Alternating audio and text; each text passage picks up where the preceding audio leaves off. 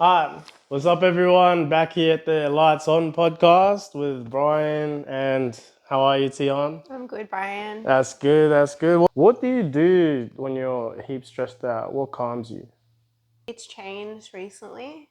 I understand the mechanics and the neuroscience behind stress. Yeah, So I don't actually think that the way that I was managing my stress before, I was getting the most benefit out of it. So now what I do to manage my stress isn't really a spiritual approach. It's more of a neuroscientific approach. So I understand the way to trick the brain out of stress is to take on more active challenges. active challenges, so more Interesting. challenges. So before I was trying to use meditation, mindfulness techniques. They were assisting, but the focus of the stress was still there. I feel like now that I've just been undertaking active challenges more so, it immediately shifts the focus from whatever you were currently stressed about into the present moment. And I think that's where the importance of action really comes into play.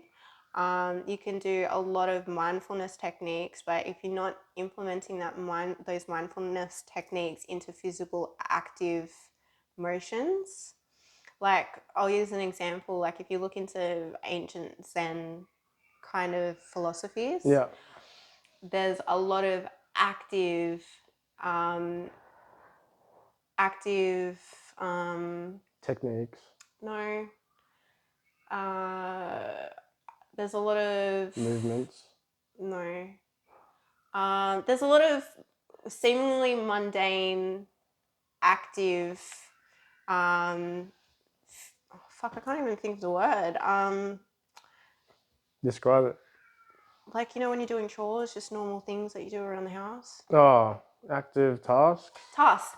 So there's a lot of seemingly mundane tasks that are, that the Zen master will give to the student. Yeah, And the student, in his naivete, will not kind of understand like Mr. why. Miyagi. Yeah. Why am I having to do all these chores? You're just being lazy. You're just making me do these chores. But the beauty in it is that when you're focusing on these active challenges, you straight away get zapped into the present moment and your mind becomes peaceful because you're very much focused on the task rather than allowing your mind to drift away. And I think now that we're really much in a time of convenience, and although we do still have our everyday mundane tasks that we do undertake, it's not like what it used to be. So I remember one podcast we were talking about the difference between lifestyle in Africa versus these Western countries.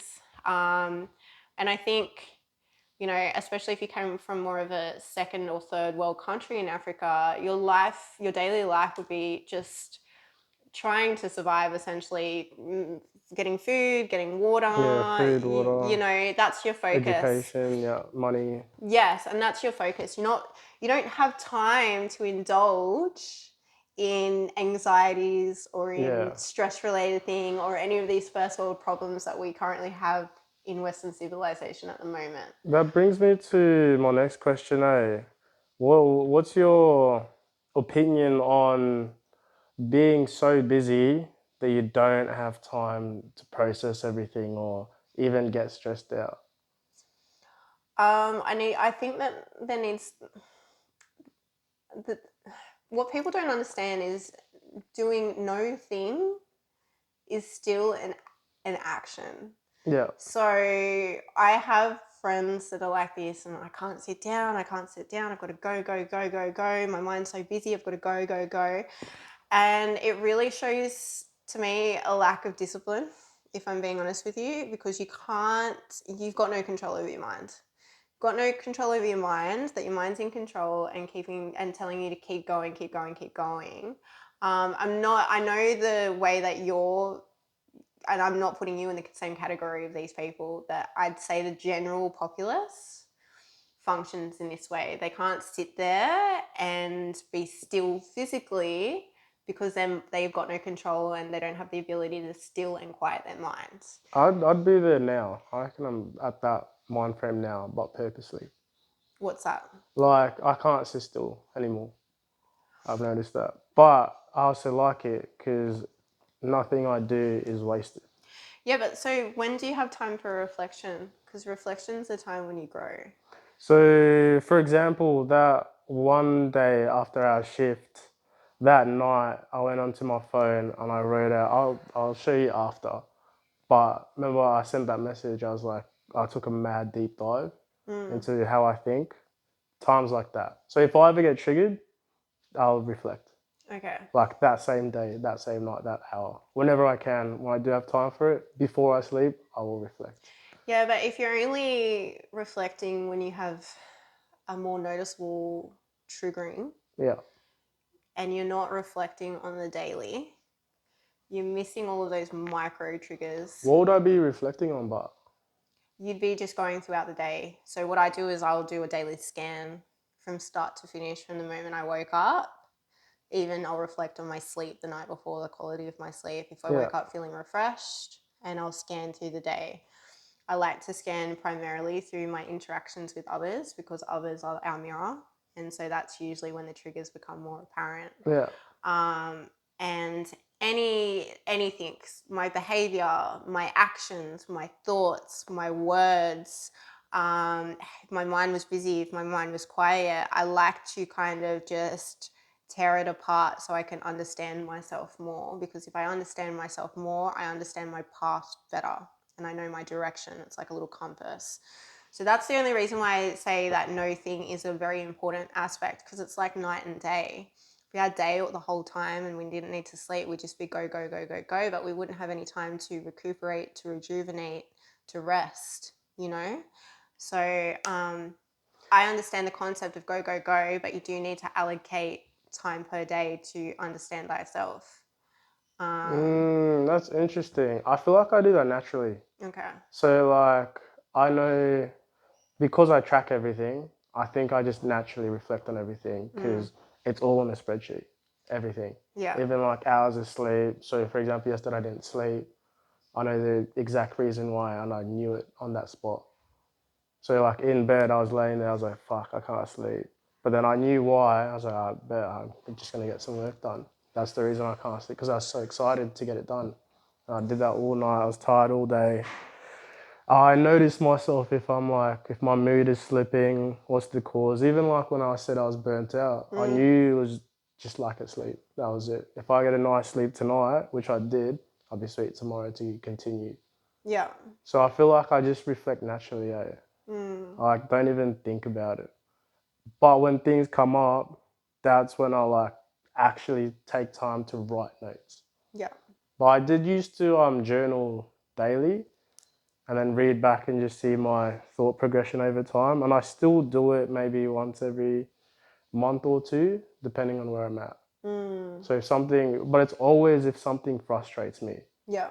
I will then like write down, all right, what's the reasons why, what's going on, or like if I'm missing deadlines for whatever reason, or if I notice myself, like in my chart, the last 4 days, I've gotten less work done for my own stuff than for this company.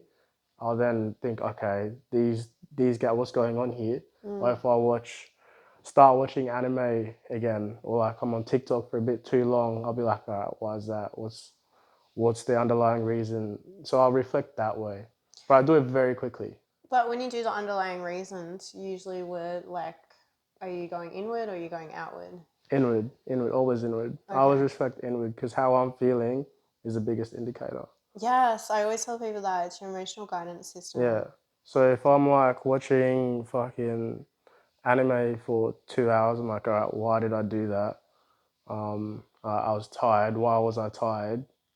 Is it because I didn't sleep? Is it because I feel burnt out? Is it because I was in just a relaxed environment or area? Am I not reading as much? Like, what's going on? And then I'll pick it apart. And then the reason for that specific situation, the reason I was watching anime was because, okay, I'm not as excited for work as I was previously. How can I fix that? What do I need to do? And then usually it's just like, I just stay focused on it and delete the app. Mm. That's it. See, I like when I reflect, I try and identify patterns more so than actions. Yeah. Because I think patterns are the foundation of behaviors, behaviors are the foundation of actions, actions are the Patterns. foundation of your trajectory in life. Yeah. But that's just the way. I think that's an ADHD thing. Maybe I'm even autistic. Who knows? Is that like a thought pattern thing? Like I'm feeling this way pattern thing? It's essentially a programming pattern. So I see the brain, the human brain, as a giant mega computer. Yeah. And Which it is, I think, at least. I'm it's literally reading a book about it, yeah, right yeah. now. Well, it's the All most the powerful triggers. computer that in the world. If we were to have one human brain, Mm. you would look at that. This is the most powerful computer in the world, and Yeah. we each have our own. We Yeah. each have our own powerful computer within us. That is programmed by the patterns and behaviors of the primary adults around us and of our environment. So if we were raised in circumstances that didn't have the most ideal patterns, then unfortunately they've been programmed into us, and it's up to us to take accountability for them and to reprogram them. Yeah. And I also think another really good analogy is because these patterns they cloud our perception. So I always see that we're all wearing 200 pairs of sunglasses. Yeah. And this healing work that all these spiritual people talk about is essentially realizing that that pattern is one of the sunglasses that we're wearing, and we simply Take it remove off. it, and Yeah. that's it. And then we have a little bit more clarity, and then we can see our actions and how we were motivated unconsciously towards different things, different people, different activities. But yeah, so that's what I'm always trying to identify a pattern, because I think that if I do something and it's not in the forefront of my awareness, then it's a pattern, an unconscious pattern that I haven't yet identified. What patterns do you reckon you have? Oh man, there's a plethora. So there's a lot of belief systems that I have that don't come from a place of love. So I'm Okay. really kind of just putting it in those categories now. There's patterns that come from love, or there are patterns that come from feeling unloved. Yeah, that's actually heaps important, eh? Yeah. Because I've done this mad audit on like I've stripped everything down into how I think and how I view the world repetitively, eh? From new information. Even like auditing where I got information from and whether they have my best interest at heart and whether they are qualified to teach that thing.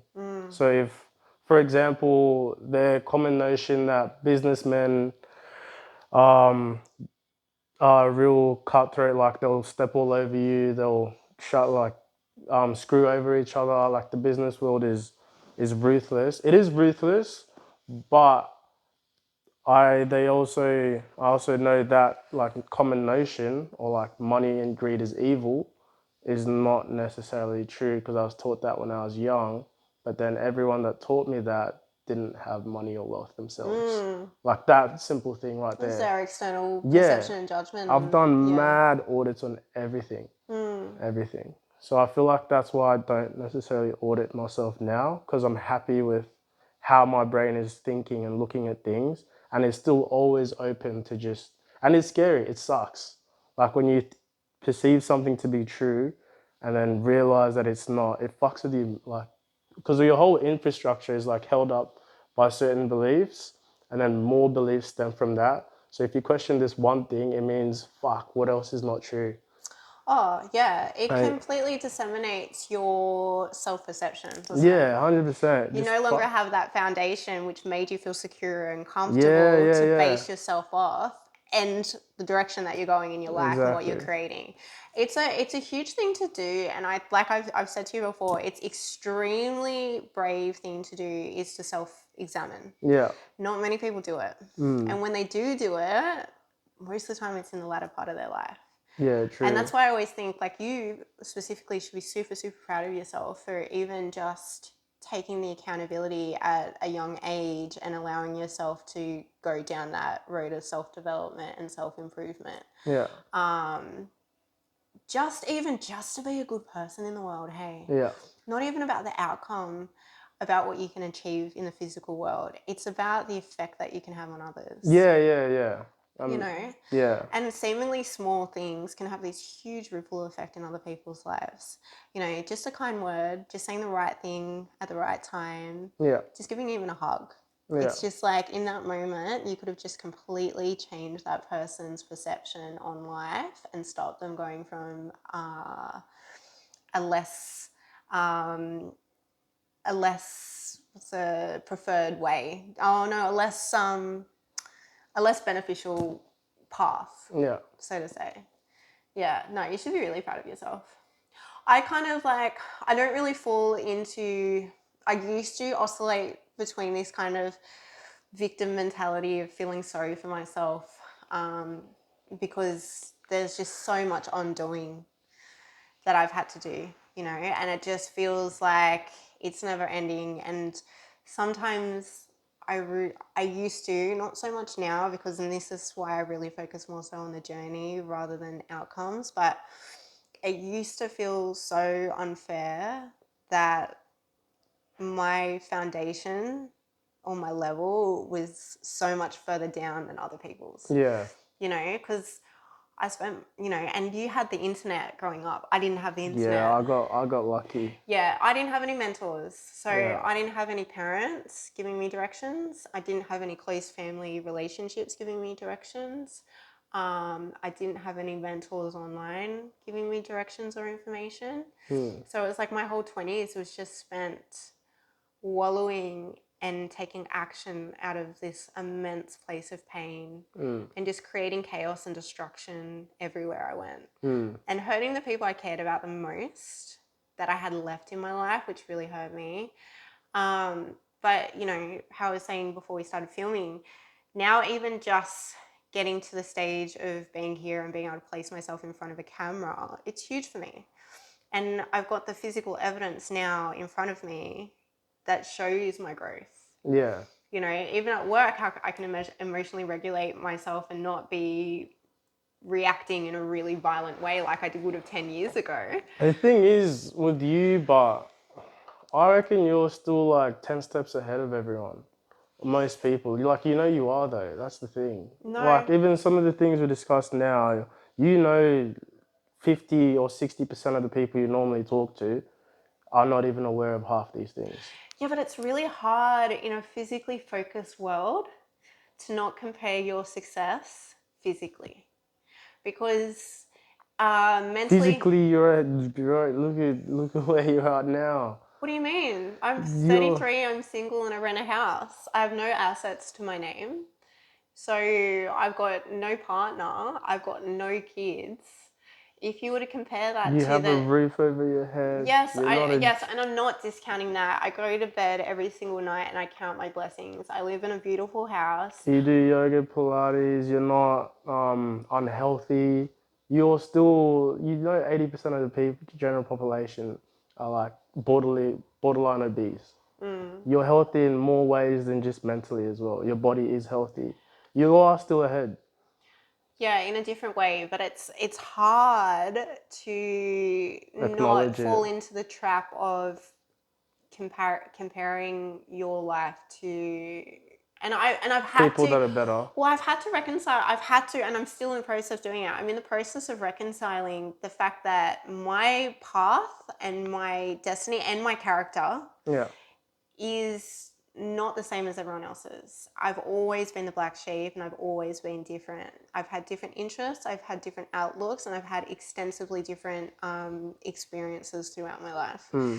So that are incomparable to the average Joes. And I understand that it's still hard when people ask you about yourself and you say, oh yeah, I've been single for 7 years. Oh yeah, I rent. Oh yeah, blah, blah, blah. There is a Fair. pattern of self-judgment that comes there because I don't have the same measures of success as other people do. Yeah. My versions of success most people haven't even thought about. Oh, what? How do you think so deep like about that? And I'm like, well, that's just how I do. It's isolating. It's isolating when you are kind of watching the mainstream society from the outside and you look different.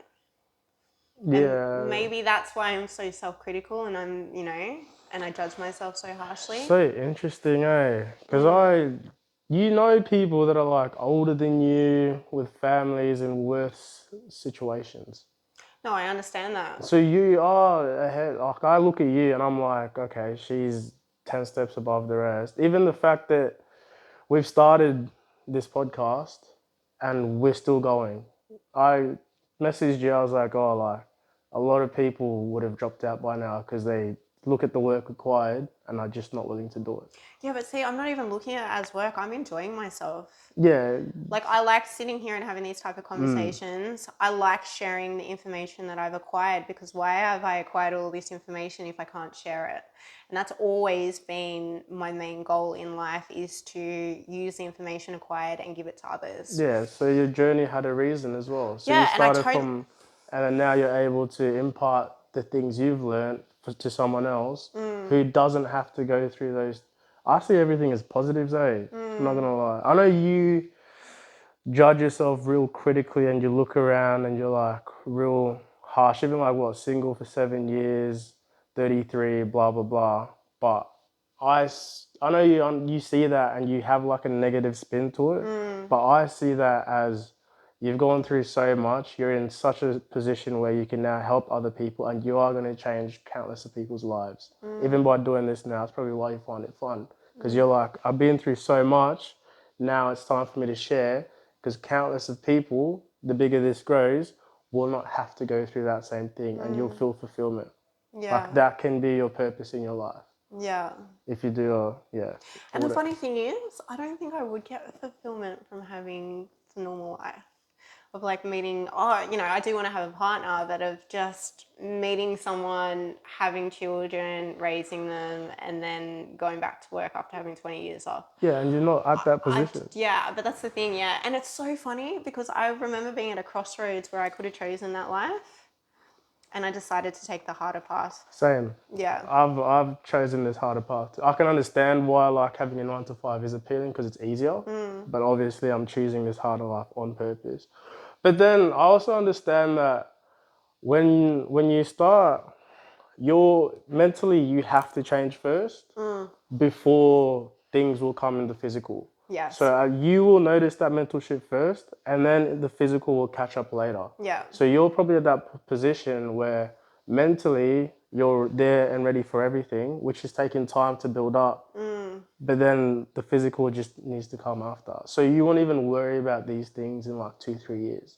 No, I know, but it was hard because I had 7 years of doing all of this work behind closed doors on myself and having no results.